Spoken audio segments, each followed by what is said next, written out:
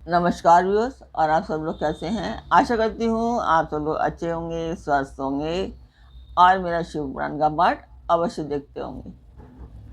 आपने रामचरितमानस का पाठ देखा या नहीं?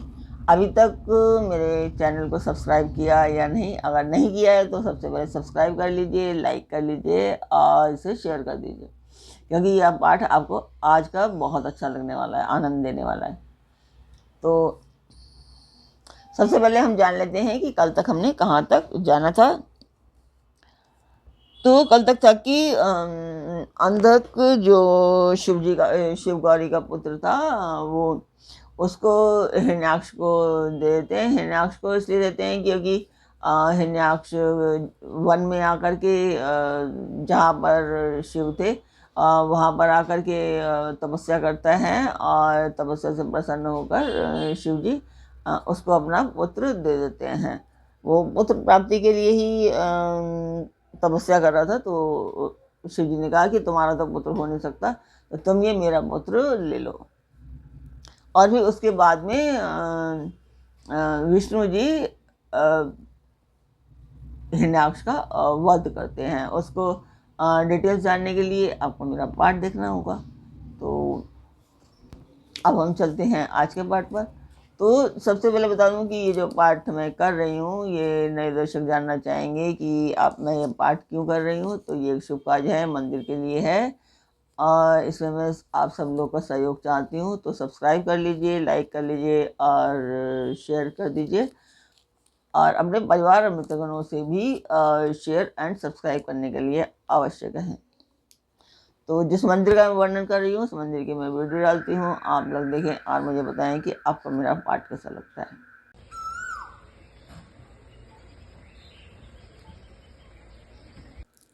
तो मंदिर की वीडियो आपने देखी, आपको मेरा पाठ कैसा लगा कमेंट बॉक्स में मुझे अवश्य बताएं। तो और जय शिव शक्ति, ओम नमः शिवाय, इस तरीके से लिखना बिल्कुल ना भूलें। अब हम चलते हैं आज के पाठ पर। स्वागत करती हूँ मैं आप सभी का अपने इस कार्यक्रम शिव पुराण में। तो शिव पुराण में आज के पाठ में है कि हिरण्यकशिपु की तपस्या और ब्रह्मा से वरदान पाकर उसका अत्याचार, नृसिंह द्वारा उसका वध और प्रहलाद को राज्य प्राप्ति।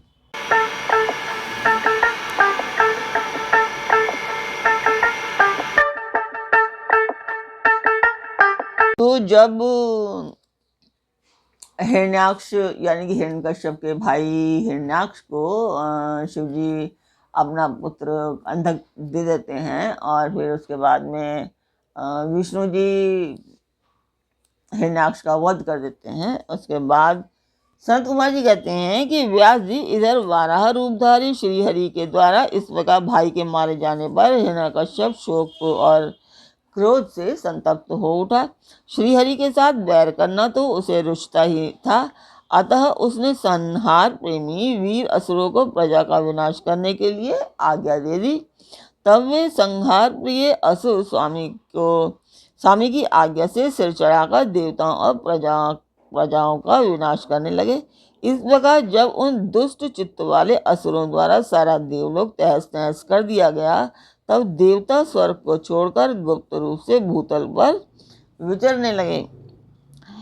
उधर भाई की मृत्यु से दुखी हुए हिरण्यकश्यप ने भाई को जलांजलि देकर उसकी स्त्री आदि को ढांढस बंधाया। तत्पश्चात उस दैत्यराज ने अपने लिए विचार किया कि मैं अजर और अमर हो जाऊं, मेरा ही एक छत्र साम्राज्य रहे और मेरा प्रतिद्वंदी कोई ना रह जाए। यों धारणा बनाकर वह मंदरांचल पर गया और वहां एक गुहा में अत्यंत घोर तपस्या करने लगा। उस समय वह पैर के अंगूठे के बल पर खड़ा था, उसकी भुजाएं ऊपर को उठी थी और दृष्टि आकाश की ओर लगी थी। उसकी तपस्या से संतप्त होकर देवताओं का मुख विकृत हो उठा। वे स्वर्ग को छोड़कर ब्रह्मलोक में जा पहुंचे और उन्होंने ब्रह्मा से अपना दुखड़ा कह सुनाया। व्यास जी इस उन देवताओं के इस प्रकार कहने पर स्वयंभू ब्रह्मा, भृगु, दक्ष आदि के साथ उस दैत्येश्वर के आश्रम पर गए। तब जिसने अपने तप से संपूर्ण लोगों को संतप्त कर दिया था, उस हिरण्यकश्यप ने वर देने के लिए आए हुए पदयोनि ब्रह्मा को अपने सामने उपस्थित देखा। उधर पितामह ने भी उससे कहा कि वर मांग। तब जिसकी बुद्धि मोहित नहीं हुई थी, उस असुर ने विधाता की उस मधुर वाणी को सुनकर इस प्रकार कहा। हिरण्यकश्यप बोला, ऐश्वर्यशाली प्रजापति पितामह, मैं चाहता हूँ कि स्वर्ग में, भूतल पर, दिन में, रात में, ऊपर अथवा नीचे, कहीं भी शस्त्र, अस्त्र, पाश, वज्र, शुष्क, वृक्ष, पर्वत, जल, अग्नि के रूप में शत्रु के प्रहार से देवता, दैत्य, मुनि, सिद्ध, किम बहुना आप द्वारा रचे हुए जीवों के हाथों मुझे कभी भी मृत्यु का भय ना हो। तो यहाँ सनत कुमार जी कहते हैं कि मुनि हिरण्यकश्यप के वैसे वचन सुनकर पद्मयोनि ब्रह्मा के मन में दया का भाव जागृत हो उठा। उन्होंने मन ही मन विष्णु को प्रणाम करके उससे कहा कि दैत्येंद्र, मैं तुझ पर प्रसन्न हूँ, अतः तुझे सारी वस्तुएं प्राप्त होंगी। तूने 96,000 वर्षों तक तप किया है, 96,000 ईयर्स तक तप किया। अब तेरी कामना पूर्ण हो चुकी है, अतः तब से विरत होकर उठ और दानवों के राज्य का उपभोग कर। ब्रह्मा की वाणी सुनकर हिरण्यकश्यप का मुख प्रसन्नता से खुल उठा। इस प्रकार जब पितामह ने उसे दानव राज्य पर अभिषिक्त कर दिया, तब वह उन्मत्त हो उठा और त्रिलोकी को नष्ट करने का विचार करने लगा। मतलब असुरों का यही था कि जब वो उनको कुछ चाहिए होता था तब वो तप करते थे, और फिर वो जब वर प्राप्त कर लेते थे तो फिर वो उन्हीं देवताओं को मारने का और उनको नष्ट करने का, यही सब, मार तो नहीं सकते थे वो लोग, पर उनको नष्ट करने का, उनको परेशान करने का ही प्रयास करते रहते थे। फिर तो उसने संपूर्ण धर्मों का उच्छेद करके संग्राम में समस्त देवताओं को भी जीत लिया। तब देवता भागकर विष्णु के पास पहुंचे। वहां श्रीहरि ने देवताओं और मुनियों की दुख गाथा सुनकर उन्हें आश्वासन दिया और शीघ्र ही उस दैत्य का वध करने का वचन दिया। तब देवता अपने स्थान को लौट गए। तदनंतर महात्मा विष्णु ने ऐसा रूप धारण किया जो आधा सिंह और आधा मनुष्य का था। वह अत्यंत भयंकर तथा विकराल दिख रहा था। उसका मुख खूब फैला हुआ था, नासिका बड़ी सुंदर थी और नख तीखे थे। गर्दन पर जटाएं लहरा रही थी, दाढ़ी ही आयुध थे। उससे करोड़ों सूर्यों के समान प्रभा छिटक रही थी और उसका प्रभाव प्रलयकालीन अग्नि के सदृश था। अधिक कहाँ तक कहा जाए, वह रूप जगन्मय था।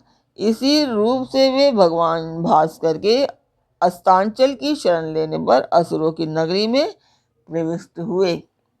उन अतुल प्रभावशाली नृसिंह को देखकर सभी दैत्य एक साथ उन पर टूट पड़े। तब उन अद्भुत पराक्रमी नृसिंह ने महाबली दैत्यों के साथ युद्ध करके बहुतों को मार डाला और बहुत सारे को तोड़ मरोड़ दिया। फिर वे उस नगर में घूमने लगे। तब उन सर्वमय सिंह को देखकर दैत्यराज के पुत्र प्रहलाद ने राजा से कहा, यह मृगेंद्र तो जगन्मय दिख रहा है, ये यहाँ किस लिए आया है? प्रहलाद ने पुनः कहा, पिताजी, मुझे तो ऐसा प्रतीत हो रहा है कि ये भगवान अनंत है और नृसिंह का रूप धारण करके आपके नगर में प्रविष्ट हुए हैं, क्योंकि मुझे इनकी मूर्ति बड़ी विकराल दिख रही है। अतः आप युद्ध से हटकर इनकी शरण में जाइए। इनसे बढ़कर त्रिलोकी में दूसरा कोई योद्धा नहीं है, इसलिए आप इन मृगेंद्र के सामने झुककर अपने राज्य का उपभोग कीजिए। अपने पुत्र की बात सुनकर उस दुरात्मा ने अपने पुत्र से कहा कि बेटा, क्या तू भयभीत हो गया? अपने पुत्र से यों कहकर दैत्यों के अधिपति राजा हिरण्यकश्यप ने महाबली दैत्यों को आज्ञा देते हुए कहा कि वीरो, तुम लोग इस बैडोल, भुकुटी और नेत्र वाले सिंह को पकड़ लो। तब स्वामी की आज्ञा से उन मृगेंद्र को पकड़ने की इच्छा से वे सभी बड़े बड़े दैत्य रणभूमि में घुसे। परंतु जैसे रूप की अभिलाषा से अग्नि में प्रवेश करने वाले पतंगे जल भुन जाते हैं, उसी तरह वे सबके सब क्षण भर में ही जलकर भस्म हो गए। दैत्यों के दग्ध हो जाने पर भी वह दैत्यराज संपूर्ण शस्त्र अस्त्र शक्ति सृष्टि आश अंकुश और पावक आदि से उन मृगेंद्र के साथ लोहा लेता रहा। इस प्रकार बहुत काल तक भयानक युद्ध हुआ। अंत में उन नृसिंह ने वज्र के समान कठोर अपनी अनेकों भुजाओं से उस दैत्य को पकड़ लिया और उसे अपने जानुओं पर लिटाकर दानवों के मर्म को विदीर्ण करने वाले नखाकुरों से उसकी छाती चीर डाली। ये तो सभी को पता है कि हिरण्यकश्यप को मारना आसान नहीं था। कोई मनुष्य उसे नहीं मार सकता था, कोई मनुष्य कोई जानवर उसे नहीं मार सकता था। इसीलिए विष्णु ने आधा मनुष्य आधा जानवर का रूप धारण किया, सिंह का रूप धारण किया था और उसे और मतलब अंदर न बाहर और न ऊपर न नीचे, इस तरीके से कोई नहीं मार सकता था। तो उन्होंने अपने दरवाजे के बीच में चौखट पर रख कर के और तब अपने मतलब जंघा पर लिटा करके घुटनों पर लिटा करके उसे तब छाती चीर डाली थी, तब मारा था। तो इस तरीके से उसकी छाती चीर डाली तथा खून से लथपथ हुए उसके हृदय कमल को निकाल लिया। फिर तो उसी क्षण उसके प्राण पखेरु उड़ गए। तब भगवान नृसिंह ने बारंबार के आघात से जिसके सारे अंग चूर चूर हो गए थे उस काष्ठभूत दैत्य को छोड़ दिया। उस समय उस देव शत्रु के मारे जाने पर उन्हें बड़ी प्रसन्नता हुई। उसी अवसर पर प्रहलाद ने आकर उनके चरणों में सिर झुकाया। तब अद्भुत पराक्रमी विष्णु ने प्रहलाद को बुलाकर उन्हें दैत्यों के राज्य पर अभिषिक्त कर दिया और स्वयं अतर्कित गति को प्राप्त हो गए, अर्थात अंतर्ध्यान हो गए। तदंतर पितामह आदि समस्त सुरेश्वर परम प्रसन्न हो अपना कार्य सिद्ध करने वाले पूज्य भगवान विष्णु को उसी दिशा में प्रणाम करके अपने अपने धाम को वो चले गए। सब लोग खुश हो गए फिर कि जब हिरण्यकश्यप मारा गया तो, और प्रहलाद को सिंहासन पर बिठा दिया गया। विप्रवर प्रसंगवश मैंने रुद्र से अंधक की उत्पत्ति, वारा से हिरणाक्ष की मृत्यु, नृसिंह के हाथों उसके भाई का विनाश और प्रहलाद की राज्य प्राप्ति का वर्णन कर दिया। द्विजश्रेष्ठ, अब मैं शिव की कृपा से प्राप्त हुए अंधक के प्रभाव का, शंकर जी के साथ उसके युद्ध का और पीछे जिस प्रकार उस महेश के गणाध्यक्ष की प्राप्ति हुई उस कथा का वर्णन करता हूँ, सुनो। तो इस कथा का वर्णन हम कल करेंगे, आगे के पाठों में करेंगे। तो इस आज का पाठ मैं यहीं पर पूर्ण करती हूँ। कल फिर मिलेंगे एक नए पाठ में, एक नई उमंग, एक नई तरंग के साथ। तब तक के लिए आज्ञा दीजिए। ओम नमः शिवाय। जय माता की। आशा करती हूँ आपको मेरा पाठ अवश्य अच्छा लगता होगा, ज़रूर देखते होंगे और अपने परिवार और मित्रगणों को अवश्य शेयर करते होंगे। नहीं करते हैं तो अवश्य कीजिए।